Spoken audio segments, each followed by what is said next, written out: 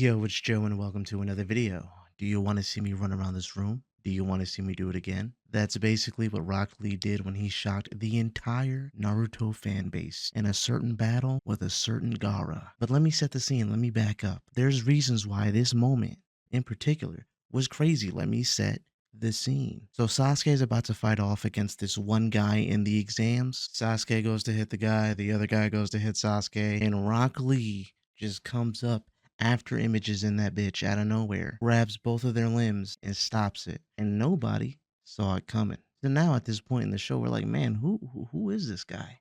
What's he all about? There's no way he's that good. But then we find out literally right after, oh yeah, nah, he's gonna be a problem. He tries to get a fight with Sasuke and Sasuke accepts. Sasuke is like, you trying to you trying to fight the last survivor of the Uchiha? You know my name. You know where I come from. You know what I'm about. I'm a prodigy.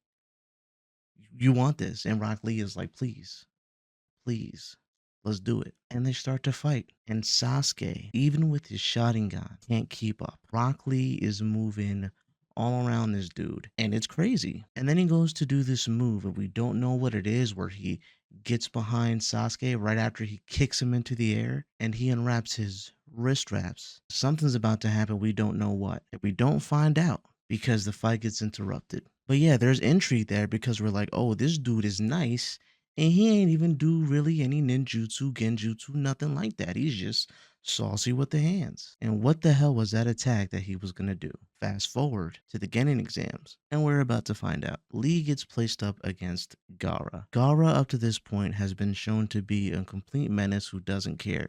He straight up killed somebody, gave him the sand burial. And Rock Lee gets placed up against this guy. Now we know, obviously, based off of what we had learned like 20 episodes prior, Rock Lee's a problem. Let's see what happens. And honestly, he starts off pretty promising. He's trying to land a hit.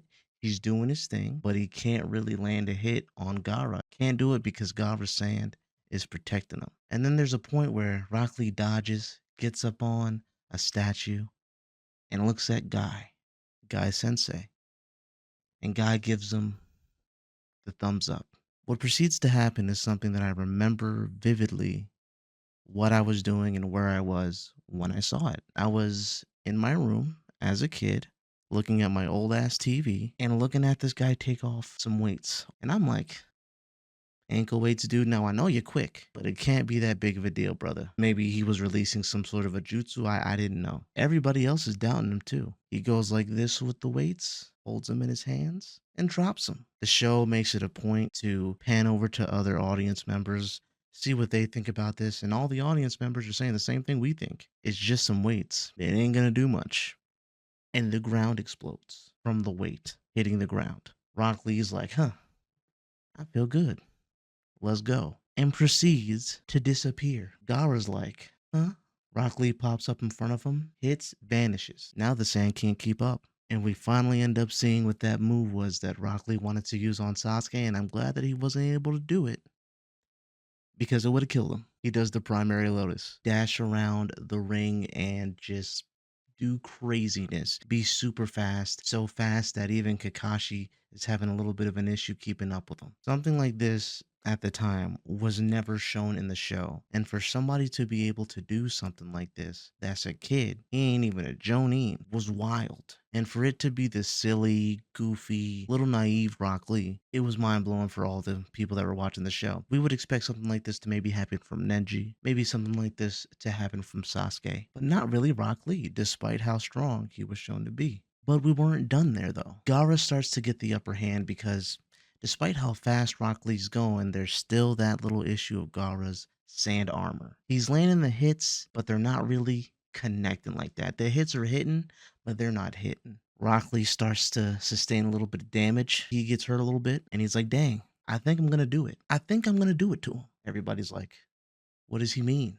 And this is when we find out about the gates and how they're unlocked. And Rock Lee proceeds to open 5 of the gates. And when he unlocked the gates, bro looked like he was bouncing on the air. He hit Gaara up into the air and started ping konging this dude in the air, midair. He was moving so fast that he was using the ceiling to dash back at Gaara. This is Gaara. Here's the ceiling. Let me, psh, and then he hit the ground and said, psh, that quick. And then he ends up using the primary lotus one more time in that form and does a crazy, devastating final blow.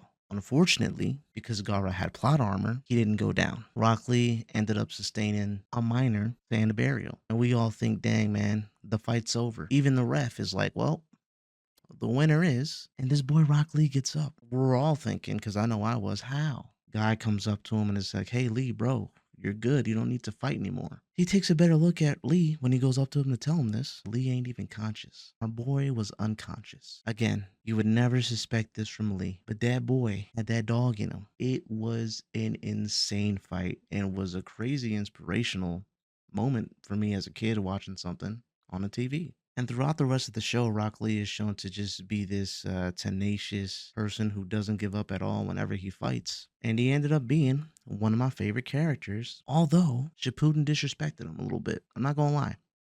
He was disrespected. But still, our boy had the craziest sleeper build I can ever remember seeing or coming across in an anime ever. I will never forget that moment where I see this Joker on the screen. I don't think nothing of him. Then he starts to disrespect Sasuke, and we're like, oh shit, never mind. And then when he does the things that he does in his fight against Gaara, amazing. And judging by how beloved this fight was from the Naruto fans all around the world, even people who don't watch Naruto, know about this fight. That's how good and groundbreaking and well done it was. It was a special one. But what's one of the most shocking moments in anime that you can think of? Let me know in the comments down below. If you like this idea of a video, let me know in the comments as well and leave a like if you made it this far. I'm going to do another 100 laps around my room. Okay, I'm done with that now, and I'm going to see you on the next one. Peace.